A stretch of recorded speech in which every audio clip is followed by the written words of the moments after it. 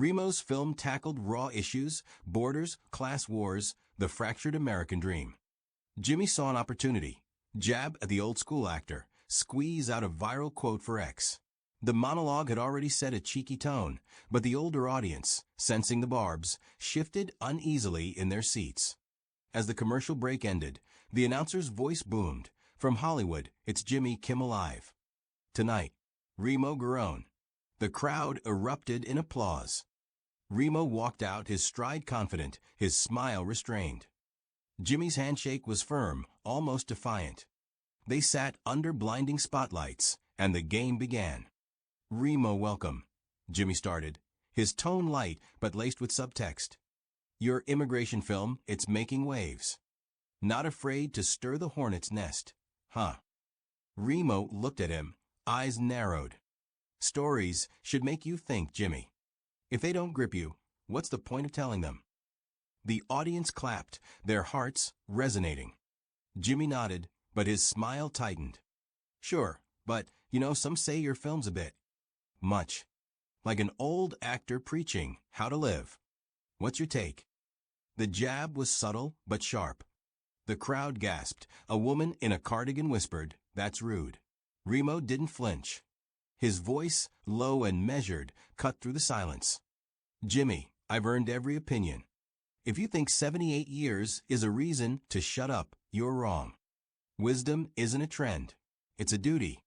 The room exploded in applause, some standing, their cheers thundering like a storm. Jimmy blinked, his confidence shaken. He tried to laugh it off. "Hey, Remo, I'm just kidding. Let's talk about the film." But Remo raised a hand, gentle but firm. "No, hold on. You didn't just mock me, you mocked the people I made this film for." He nodded at the audience. "They know what struggle is, what prejudice feels like. Joke if you want, but I'm here to speak truth." The crowd roared again, their faces glowing with pride. Jimmy flushed, his plan unraveling. Backstage, producers whispered, sensing the moment slipping away. Remo, calm but unyielding, stared at the host. The air smelled of popcorn and tension. The creak of seats mingled with the studio's The older audience, from a teacher in Ohio to a widow in Tampa, felt a spark. Their hero was standing up to a system that often dismissed them, and he did it with dignity. Jimmy exhaled, his voice softer. "All right, Remo, I hear you. Why does this film mean so much to you?" Remo looked at the crowd, their eyes alight. "Because I've seen injustice up close," he said. "My parents were immigrants. They faced slurs, closed doors. This film is a mirror. Look in it, Jimmy, and you might see something real." The silence was deafening. Jimmy nodded, his bravado gone. "That's powerful. We're going to break, folks." The cameras cut, but the room buzzed, whispers, awe, anticipation.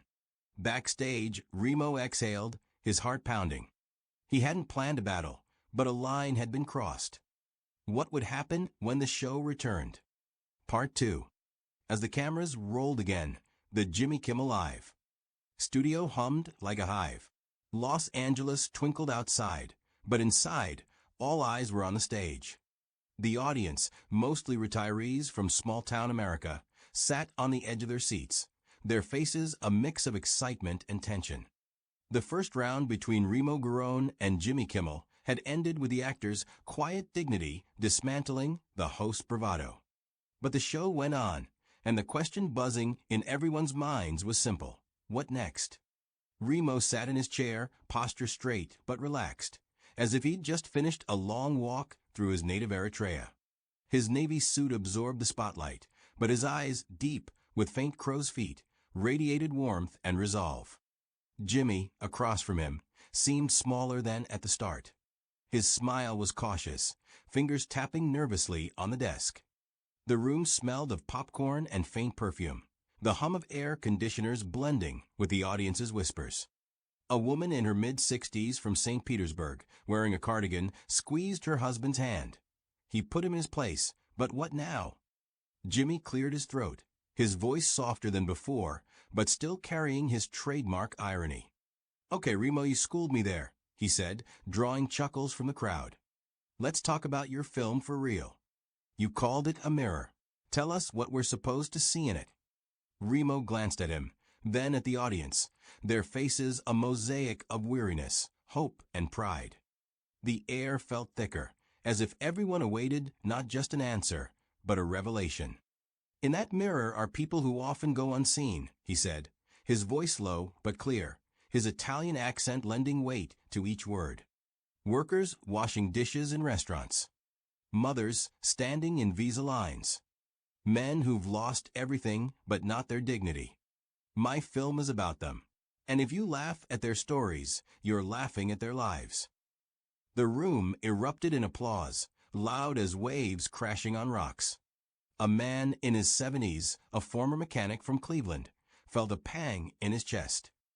He'd come to L.A. with his wife for their anniversary, but he hadn't expected the night to stir memories of his own childhood, son of immigrants, working factories, enduring taunts. Remo seemed to speak for him, for all of them. Jimmy nodded, no smile this time. That's really powerful, he said, his tone more genuine. But, this is a show, so I gotta ask. You're not always this serious, right? Got any fun stories from set, maybe from your younger days? The question was a bid to lighten the mood, to steer the show back to familiar territory. But Remo didn't rush to play along. He leaned back, his gaze thoughtful. Fun stories? Sure, I've got some. But you know what I've learned over the years? Laughter's great, but only if it doesn't hurt. When I was younger, I did comedies, but even then, I saw how jokes could demean. My father used to say, laughing is easy, but listening is an art. And I try to listen. The audience fell quiet, their eyes shining. The woman from St. Petersburg whispered, he's like my grandfather, says little, but every word counts. Jimmy, sensing he was losing the reins, tried to reclaim the narrative. Listening's cool, Remo, but people want a show. Right, folks? He turned to the crowd, hoping for backup. But the response wasn't what he expected. Some clapped, but most sat silent, their gazes fixed on Remo. A man in the front row, wearing a faded baseball cap, stood and said loudly, maybe we want truth, not a show. His words sparked others, and the room buzzed with murmurs of agreement. Jimmy blinked, his face reddening. Backstage, a producer muttered into a headset, this is getting out of hand. Remo raised a hand, calming the crowd with a gesture. Thank you, he said softly, his voice cutting through the noise. But I don't want to fight. I'm not here to judge anyone. Jimmy, you do your job. I do mine. Maybe we can both learn to listen a little better. The words hit like lightning. Jimmy froze, his fingers stilling on the desk. The audience held their breath, sensing they were witnessing something rare, not a clash, not a performance, but a real moment. The woman in the cardigan felt a tear roll down her cheek. She thought of her son, a union worker, who once said, Mom, sometimes you just gotta talk, not shout. Remo seemed to embody that. Jimmy exhaled, his shoulders slumping. Remo, maybe I did come in too hot. Let's do this. Tell me one story. Not from a film, but from your life. Something that changed you. Remo smiled, for the first time that night a warm, almost boyish grin. All right, he said. When I was 20, I worked construction in Rome. My boss was tough, but fair. One day, I saw him fire a worker, a guy from Algeria who barely spoke Italian. I asked why. He said, he's slow, not one of us. I went to the guy, we talked. Turns out, he was studying nights to get an education. I convinced the boss to give him another shot. That guy became an engineer. And I learned, one conversation can change a life. The crowd erupted in applause, softer but deeper, as if each person felt the story's weight. Jimmy nodded, his eyes glistening. That's awesome, Remo. I think we could all use more of those conversations. The spotlight softened, or maybe it just seemed that way. The studio smelled of warmth, not just from the equipment, but from the human connection forming in that moment. The audience, from the Cleveland mechanic to the Tampa widow, felt part of something bigger. But the show wasn't over. Jimmy, trying to reclaim some levity, said, Okay, Remo, but be honest, you're not above a good joke, right? Maybe tell us one. Remo laughed a low, infectious sound. Maybe later, Jimmy. But first, let's talk about what really makes people laugh. Not mockery, but joy. You up for it? The crowd buzzed with laughter and applause, sensing Remo had taken the lead again, this time with warmth. Jimmy grinned, genuinely this time. All right, old man, you win. We're going to a break, but we're not done yet. The cameras cut, but the studio didn't quiet. The audience whispered, shared reactions, their voices mingling with the hum of equipment. Backstage, Remo adjusted his tie, his heart steady. He hadn't planned this night, but he felt something shift, not just in the room, but in himself. The question was where it would lead when the show resumed. Part 3. The Jimmy Kimmel Live. Studio pulsed with energy as the show returned from its final commercial break. The October night in Los Angeles felt distant outside, all focus locked on the stage. The audience, mostly retirees from small-town America, their faces alight with pride and anticipation, sat breathless. Remo Girone, the 78-year-old Italian actor, had turned the show upside down without raising his voice, making everyone listen. Jimmy Kimmel, his usual swagger dimmed, looked like a man on a tightrope. The room smelled of popcorn, warm metal from spotlights, and a faint whiff of tension. The question hung in the air. How would this night end? Remo sat in his chair, his navy suit still impeccable, but his eyes, deep with faint sparks, betrayed warmth and quiet strength. Jimmy, opposite, seemed smaller than at the start. His smile was genuine but hesitant, fingers no longer tapping the desk. The audience, from the Tampa widow to the Ohio teacher, sensed they were witnessing not just a show, but a moment that might linger. The woman in her mid-60s in a cardigan whispered to her husband. He made Kimmel think. That means something. Jimmy cleared his throat, his voice softer, almost uncertain. Okay, Remo, you really gave us a lesson tonight, he said, sparking light chuckles. But let's end on something lighter. You talked about joy, not mockery. Tell us something that makes you laugh, a set story, anything. Remo smiled, his grin warm, almost boyish, with a hint of mischief. He leaned back, his gaze sweeping the audience, where hundreds of eyes watched with hope. Joy, Jimmy? All right, I'll tell you a story, he said, his Italian-accented voice like an old melody. Years ago, shooting a comedy in Naples, we had a scene where I had to chase a chicken through a market. Simple, right? But that chicken. It was faster than all of us. The room exploded in laughter, picturing a young Remo chasing a bird. Jimmy laughed, genuinely, his shoulders relaxing. Remo went on, eyes twinkling. The director's yelling, Remo, catch it. I'm running, tripping over crates, falling in the mud. Finally, I grab the chicken, hold it like a trophy, and it pecks me right on the nose. The crowd roared, some clapping, the tension dissolving. And you know what? Everyone on set was laughing, not at me, but with me. Because joy is when you're not afraid to look foolish, but you know you're respected. The applause was soft but deep, as if each person felt the story's heart. The man in the baseball cap, who'd earlier called for truth, nodded, his eyes shining. He remembered laughing with his grandkids, tumbling in the grass, playing frisbee. Remo seemed to tap something universal, joy born from respect, not humiliation. Jimmy nodded, his smile warm. That's a great story, Remo. Maybe I should try chasing a chicken, he quipped, drawing laughs. But seriously, I want to say something.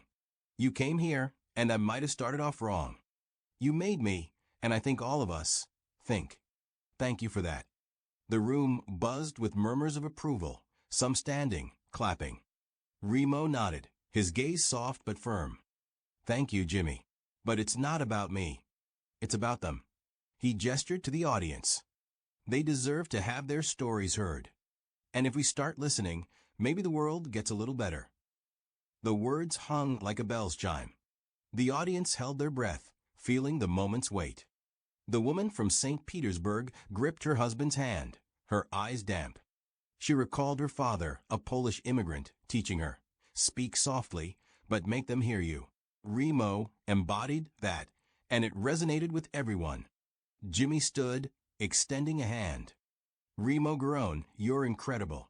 Thank you for coming. Remo shook his hand, their eyes meeting, not as rivals, but as men who'd found common ground.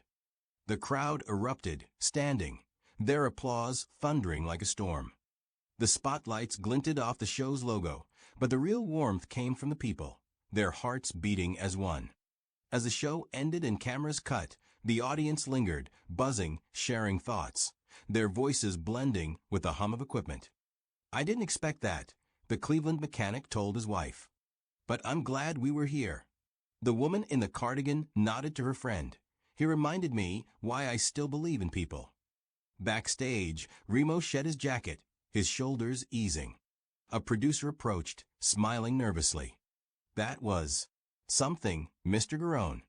X is blowing up. You're trending. Remo just nodded, his mind elsewhere. He thought of his parents, their struggles, the people in the audience whose stories he felt without knowing their names. He hadn't changed the world tonight, but maybe he'd planted a seed, small, but alive. Meanwhile, Jimmy sat in his dressing room, scrolling X on his phone. Posts about the show flooded in. Remo Girone just schooled Kimmel on respect. That wasn't a show, that was a revelation. He smiled, but his eyes were thoughtful. For the first time in a while, he felt his show had become something more than entertainment. Maybe Remo was right, listening was an art, and he was just starting to learn. Outside, Los Angeles hummed, car horns, bar laughter, distant sirens. But for those in the audience, this night left a mark. They'd return to their towns, tell friends, neighbors, kids. And maybe one of them would listen a little closer, speak a little softer, act a little braver. Remo hadn't given answers, but he'd asked questions that would stay with them. As he stepped outside, the cool air hit his face. The stars above Hollywood were faint, drowned by city lights, but Remo felt warmth, not from fame, but from hope. One night, one conversation. Maybe that was enough to start. End. Or just the beginning?